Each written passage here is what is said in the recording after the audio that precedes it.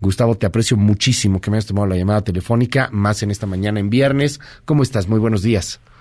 ¿Qué tal, Luis? Muy buenos días. Qué gusto saludarte a ti y a toda la audiencia de MBS. ¿Qué puede pasar el 16 de septiembre y cómo lo está viendo el sector productivo? ¿Cómo se está viendo desde la oposición, desde la crítica al López Obradorismo? ¿Qué opinas de todo esto, querido Gustavo?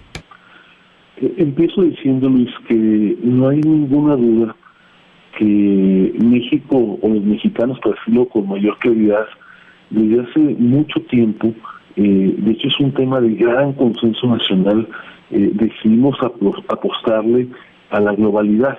Ese es un tema que trasciende gobiernos. Me atrevería a decir incluso, Luis, que la apuesta de México por la globalidad es hoy entendida por muchos millones de mexicanos como una decisión política fundamental de este país.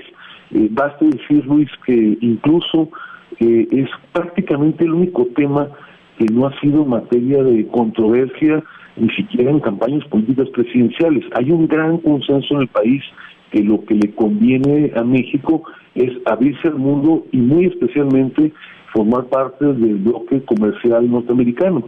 De hecho, si hacemos un poco de memoria, Luis, a mí me tocaba ser parte del equipo del sector privado mexicano que intervino en el proceso de negociación del entonces TLC, hoy TEMEC, y probablemente el primer acto de pregobierno, lo llamaría así, del hoy presidente López Obrador, siendo entonces, ya no recuerdo si era candidato triunfante, ya había quedado presidente electo, fue justamente en aquel verano de 2018 enviar un representante que se incorporase en Washington a las rondas de negociación que en ese momento se iban a cabo, al hoy embajador Jesús Seade. Entonces, empiezo señalando mi absoluta convicción que esa apuesta por la globalidad, más allá, digamos, de estas escaramuzas verbales, no va a variar. Estoy absolutamente convencido de que el presidente López Obrador, su equipo, de ninguna manera van a comprometer esto que es hoy una gran decisión para el país y que tiene que ver más allá que con temas de soberanía,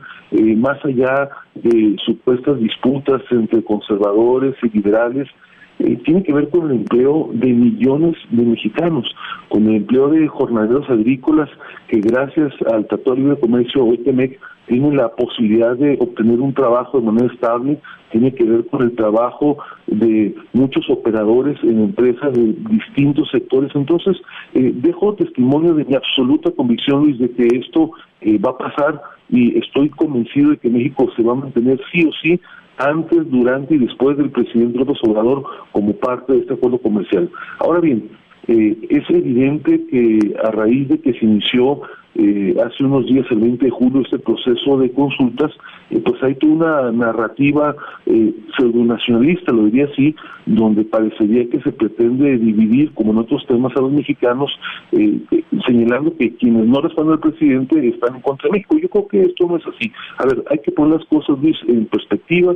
Cuando se renegoció el Tratado de Libre Comercio, se definió como un proceso previo a un panel el hecho de que hubiera esta etapa de consultas.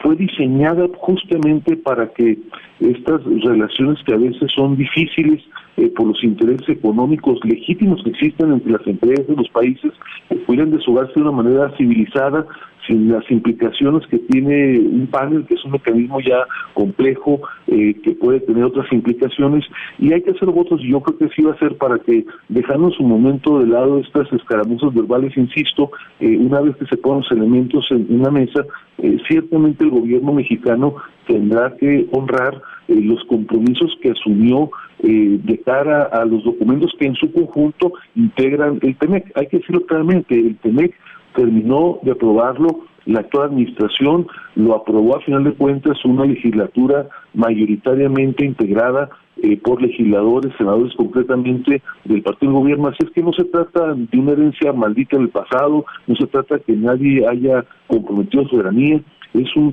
tratado que se empezó a negociar en otros momentos, pero que sí o sí hay que reconocerlo, lo terminó este gobierno. Oye, Gustavo, a ver, dime algo. ¿Ven ustedes realmente la posibilidad de que el presidente López Obrador diga el 16 de septiembre no salimos del tratado? Porque no veo, y no sé, te lo pregunto también, ¿hay, si eso sucediera, posibilidades de impedirlo? Creo creo que esa posibilidad en términos reales no existe. Puede haber amagos verbales del presidente, pero me parece que nadie en su sano juicio podría tomar una medida de este tipo, y estoy absolutamente convencido de que el presidente, más allá de los múltiples disensos que podemos tener millones de mexicanos con sus decisiones, está convencido de que salirse del TEMEC sería no atentar contra sus adversarios, como lo llama, sería atentar contra el empleo de millones de mexicanos, sería atentar contra la estabilidad económica del país, contra los flujos de inversión. En una palabra, sería apostarle en contra del futuro del país. Estoy convencido, Luis, de que no llegará, para decirlo en términos coloquiales, la sangre al río. Estoy convencido de que los temas de fondo que han dado lugar a esta etapa de consultas que tienen que ver con decisiones del gobierno mexicano en temas del sector energético, para decirlo de manera resumida, a final de cuentas van a tener que modularse para que el país cumpla con lo que hoy es probablemente la más importante política pública de largo plazo que tiene nuestro país, que es justamente el TEMEC. Dime algo, si no salir, ¿qué pasaría si perdemos los paneles de controversia, si no llegamos a un acuerdo en 75 días? O sea, el presidente ha sido muy claro y luego de repente escuchas a Marcelo Ebrard, que, bueno, aunque es el canciller, pues está en el tema. Se supone que tendría que ser de la Secretaría de Economía y de la secretaria Tatiana Cloutier, pero bueno, pues está en el tema.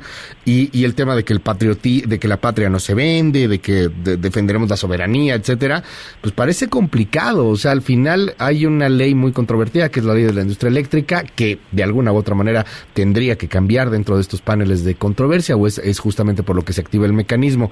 ¿Qué pasa, Gustavo, si no se llega a algún acuerdo? ¿Ves o ven en el sector productivo, en la oposición, en la crítica hacia el López Obradorismo, una especie de guerra arancelaria o entrar ahí a un asunto de una deficiente resolución de este conflicto? Hay que hacer votos, Luis, para que en el equipo gubernamental, en el presidente, en sus asesores, prive la razón, y que más allá de estas posiciones ideológicas, a la hora que se sienten a negociar, a la hora que se desahoguen los documentos relativos a las consultas, se privilegie el mejor interés de los mexicanos. Ahí me parece que hablar de soberanía en abstracto a veces nos puede conducir a apreciaciones que no necesariamente son las más convenientes para el país. Y aquí lo que hay que privilegiar es qué le conviene al bienestar de los mexicanos, qué le conviene a las fuentes de empleo, qué le conviene a la prosperidad del país.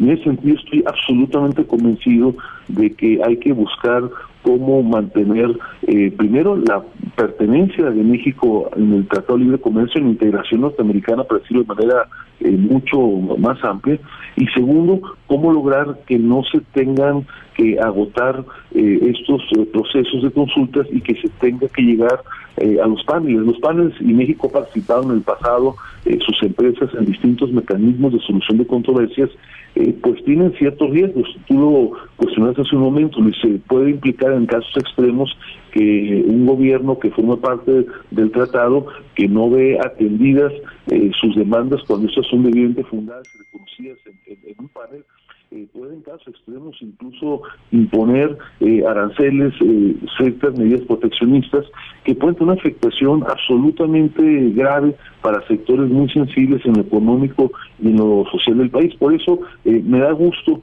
que haya anunciado el presidente López Obrador que habrá de llamar al embajador Jesús Seade para que le asesore sobre el tema. Puedo decirlo en primera persona y con absoluta convicción de que el embajador conoce a detalle no solamente el cuerpo del tratado y sus anexos, sino cómo se construyó. Y lo digo de nueva cuenta, fue probablemente la primera decisión del candidato triunfante López Obrador enviar al grupo que estábamos en ese momento en Washington a que se integrase como observador, pero fue mucho más que eso, incluso antes de que el actual gobierno empezara, parte del equipo de negociaciones. Así es que estoy convencido de que encontrará la manera de, para decirlo coloquialmente, soplarle y explicarle que entrar a un proceso como los paneles no le va a ir bien a México. Gustavo de Hoyos, es un honor poderte tener aquí en este espacio. Mil gracias por la diferencia en este viernes. Te mando un abrazo. Vale, regreso el abrazo, Luis. Un saludo a toda la audiencia.